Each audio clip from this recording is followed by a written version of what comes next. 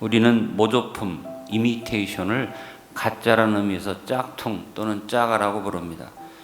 이 물건만 짝퉁과 짜가가 있는 것 아니라 사람도 겉모습만 그럴듯하게 보일 뿐 그 내면은 겉모습이나 직함이나 가진 어떤 지위에 달리 거짓된 사람들이 있습니다.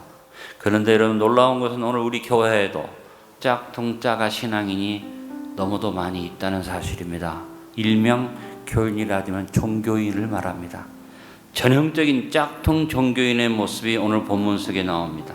예수님은 주전 14년부터 주 27년까지 로마의 초대 황제인 아우구스투스 황제의 통치 하에 탄생하셨어요. 누가복음 2장 1절에 말합니다. 그때 가이사 아구스토가 영을 내려 천하로 다 호적하라 하였으니 아구스토가 호적을 명령했고, 그래서 예수님도 호적을 등록하기 위해서 나사렛에서 베들레헴으로 가시게 됩니다. 그리고 주 14년에서 37년까지 로마를 지배했던 이베 티베리우스 황제 때 주 30년에서 제3대 유대 총독이었던 폰티우스 필라투스에 의해서 십자가에 달려 돌아가셨습니다.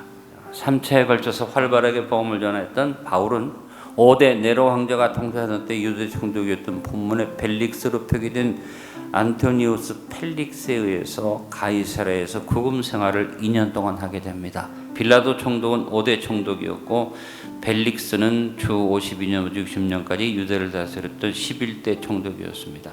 바울이 가이사랴에 구금되었을 때 벨리스 총독의 아내는 본문 24절에 소개된 대로 유대 여자 드루실라라는 여자였습니다. 벨릭스는 탐욕에 마비된 세상 사람의 모형입니다. 그리고 짝퉁 종교인의 전형적 모델입니다. 그는 바울의 말을 듣기 원해서 말씀해 보니까 자주 불러서 말씀을 들었다. 26절에 보니까 바울을 자주 불러서 이야기했다고 벨릭스의 태도를 기록하고 있는 것을 봅니다. 자, 놀라운 것은 벨릭스와 드루실라는 바울에게서 말씀을 자주 들었으나 아무런 변화도 회개도 없었던 사람들이라는 겁니다. 오늘날 교회에 출석은 합니다. 자신의 이익과 복만을 추구할 뿐 믿음이 없는 짝퉁 종교인의 모습입니다. 벨릭스와 드루실라에서 여러분, 짝퉁 신앙인 짜가 종교인의 모습을 찾아보십시다. 벨릭스는 말씀을 듣고 두려움을 느꼈지만 회개하지 않았습니다. 짝퉁 종교인은 감동이나 느낌은 받습니다. 아멘도 합니다. 여러분이 착각할 수 있는 것은 뭐냐면, 나는 말씀을 들을 때 마음에 느낌이 있고 아멘도 하고 고개도 끄덕거려, 나는 믿음이 있어. 착각하지 마십시오. 변화가 일어나야 되는데 변화가 없고 회개가 일어나는데 회개가 없다면 그건 짝퉁이에요. 진정한 신앙인은 말씀이 자신을 찌를 때 회개하고 믿음의 세계에 발을 내딛게 됩니다. 사도행전 3장 19절에 말합니다. 그러므로 너희가 회개하고 돌이켜 너희 죄 없이 함을 받아라. 이같이 하면 새롭게 되는 날이 주 앞으로서 이룰 것이라고 말씀했습니다. 회개를 회피하는 짝퉁 신앙인 되지 말고 회개함으로 유쾌함을 얻는 참 믿음의 백성들이 됩시다. 말씀을 들음으로 근심하고 각성하는 참 신앙인이 됩시다. 고린도후서 7장 10절에 하나님의 뜻대로 하는 근심은 후회할 것이 없는 구원에 이르게 하는 회개를 이루는 것이요 세상 근심은 사망을 이루는 것이니라. 오늘 말씀 여러분을 괴롭게 하고 번민하게 하고 아프게 찌른다면 그 사람은 복받은 백성이다. 따라합니다. 회개하고 구원의 자리에 서서 하나님 자녀의 평안을 누리자. 벨릭스는 탐욕을 전제로 말씀을 들었습니다. 벨릭스는 자주 바울을 불러서 그 말씀 듣고 대화를 나누었습니다. 벨릭스는 바울의 말씀을 거부하지 않고 듣기를 원하는 마음이 있었습니다. 그러나 벨릭스가 바울을 자주 부른 주된 이유는 바울에게서 돈을 받을까 바라는 탐욕이 있었기 때문입니다. 돈을 바라는 탐욕을 전제로 바울의 말씀을 받은 벨릭스는 결코 믿음을 얻지 못했습니다. 참된 예배는 생활과 이어집니다. 우리의 몸을 걸어간 선제사로 드리는 것은 우리의 삶이 예배가 되어야 함을 말하고 있는 것입니다. 이 세대의 특징은 뭡니까? 자기중심적, 탐욕적인 자세를 가지고 모든 것을 대하는 것이 이 세대의 특징이다. 이 세대를 본받고 살면 짝퉁 종교인이 됩니다.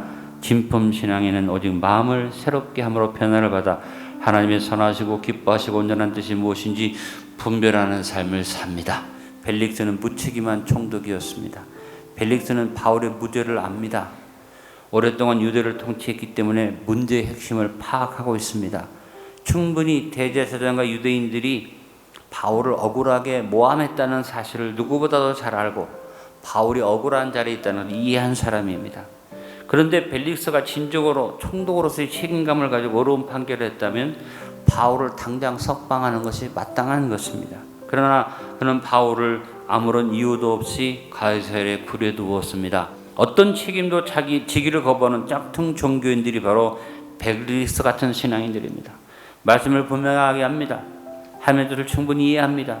근데 실천하지 않고 현실에 타협하는 사람들, 말씀 듣기는 좋아하면서도 신앙에 어떤 책임도 지지 않으려고 하는 사람들이 바로 짜가 신앙인들입니다. 벨릭스는 기회주의자였습니다. 벨릭스는 바울의 무죄를 알면서도 유대인들이 두려워 석방해 주지 않았습니다. 반면에 바울이 가진 로마 시민권이 두려워서 바울을 유대인들에게 내주는 것도 아닙니다. 양쪽에 걸쳐서 이쪽도 저쪽도 아니고 무려 2년 동안이나 감옥에 가둬놓고 이것도 아니고 저것도 아닌 기회를 노리는 사람이 벨릭스였다.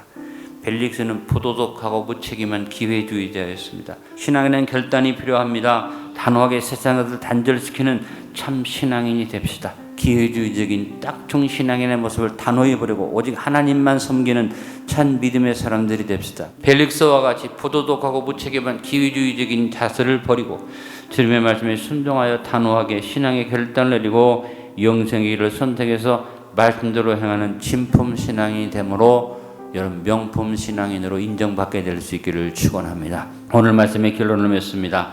듣기만 하고 실천하지 않는 짝퉁과 짜가가 되지 맙시다.